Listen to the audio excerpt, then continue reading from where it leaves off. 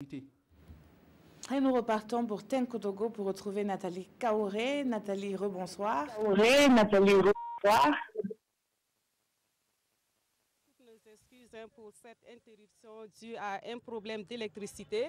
Voilà, c'est dans ces conditions que nous allons tenter de poursuivre donc ce duplex. Alors, Monsieur le Président de l'Assemblée nationale, avant l'interruption, je vous posais la question de savoir comment vous appréciez l'idée même de ces rentrées RTB.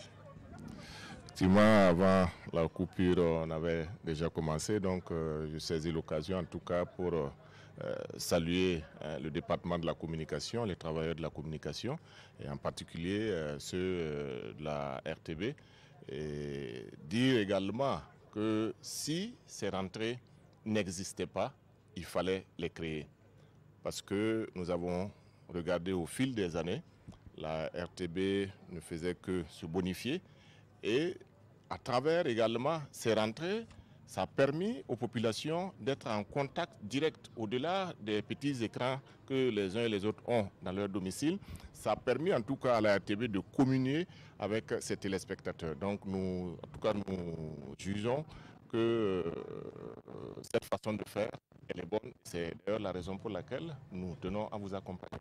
Justement, vous avez accepté donc d'être le patron de cette 9e rentrée RTB.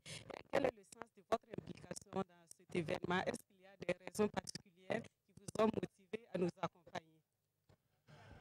Vous savez, il faut le dire ici et maintenant. C'est vrai qu'aujourd'hui, il y a la concurrence, il y a beaucoup de télévisions privées qui sont arrivées, mais il faut se dire qu'en faisant un petit recul, on constatera que depuis un certain nombre d'années, il n'y avait pas d'autre chose que la télé.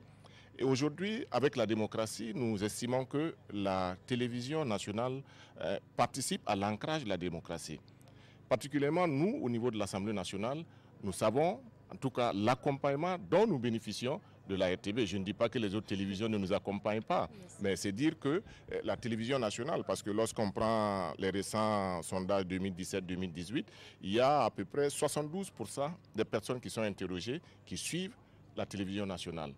Et 96% environ croient en l'information qui est donnée par la télévision nationale.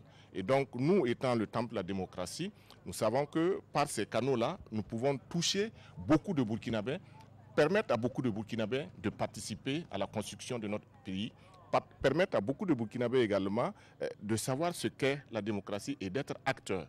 Donc, nous croyons à la TNB, nous croyons à ces travailleurs, et nous pensons que dans l'avancée de la démocratie, vous avez votre pierre aussi à apporter. Et justement, il y a aussi que quand on parle de cette rentrée, il y a aussi Radio Burkina et puis la radio rurale, peut-être un mot sur la contribution aussi de ces médias-là dans la démocratie et le développement du Burkina Faso. Oui, au-delà de tout ça, parce que quand vous prenez la radio rurale où je sais que quand nous on était petits, dans les écoles, les radios venaient et puis bon, il y a d'autres émissions, bon, donc toutes ces choses, je crois que ça permet en tout cas à beaucoup de Burkinabés, de voltaïques dans le temps, de pouvoir s'exprimer et de savoir ce qui se passe exactement au niveau de la capitale, au niveau de tout le pays. Donc c'est dire que et la radio rurale, la radio nationale et la télévision, en tout cas ce sont des instruments qui peuvent aider la démocratie, qui peuvent aider à ce que nous puissions construire notre nation ensemble. D'accord, Monsieur le Président de l'Assemblée nationale, malgré les difficultés d'éclairage, je tenais à dire que vous avez à l'arrière-plan le siège de la RTB de Tenkotogo en construction. Vous étiez dans nos locaux la semaine passée, vous nous avez fait des promesses. Qu'est-ce qu'on peut encore attendre de vous? Décidément. Bon, c'est vrai que je suis arrivé, bon, c'est peut-être même dans le noir avec les graviers et autres qu'on voit par-ci, par-là, qu'on se rend compte, j'avais compris peut-être que c'était une parcelle qui avait été retirée où le ministère a dit chantier interdit. Bref, c'est dire que nous devons d'accompagner cette télévision nationale, cette télévision publique. Je dis toujours que ce n'est pas exclu que nous accompagnons également le privé. Mais je dis en ce qui concerne la RTB, lors de notre passage au niveau du siège, j'ai fait un tour aussi à Bobo. Nous avons vu également les conditions dans lesquelles vous travaillez. Et je l'ai dit tout net, que les hommes, les femmes qui travaillent aussi bien au niveau de la TNB, aussi bien au niveau de la radio rurale que de la radio nationale, sont à féliciter. Parce que j'ai vu le dénuement total qui caractérise ces médias-là. Et donc je dis, nous pouvons en tant que législateurs, parce que comme vous le savez, le budget est voté au niveau de l'Assemblée.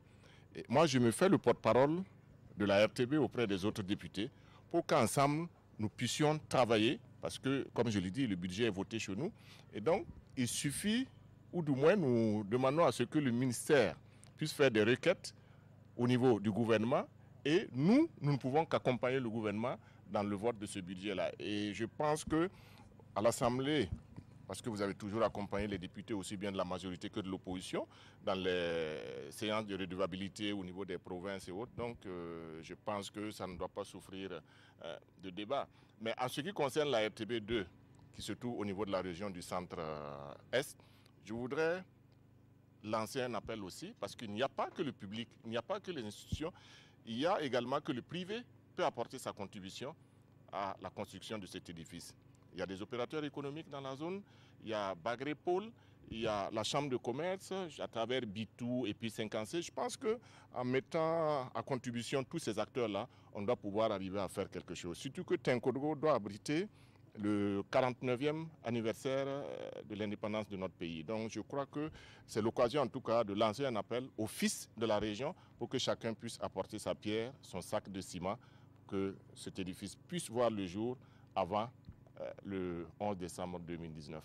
Merci beaucoup, Monsieur le Président de l'Assemblée nationale. On se retrouve ici demain matin à 9h pour donc la cérémonie officielle de lancement des activités entrant donc dans le cadre de la 9e rentrée RTB. Voilà, Peggy Ouedraogo, nous vous remettons l'antenne pour la suite du journal.